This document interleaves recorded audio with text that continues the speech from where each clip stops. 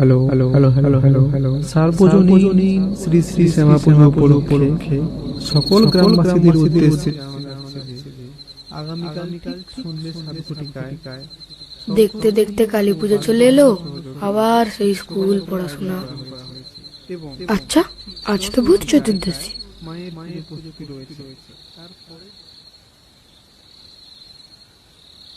আজকের দিনকে ভূত চতুর্দশী হিসেবে পালন করা হয়।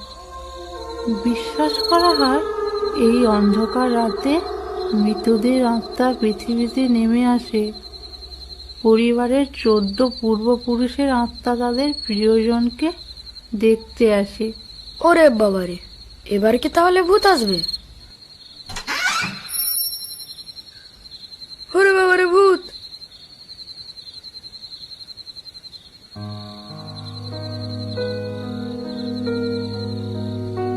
ঠাকুমা, তুমি?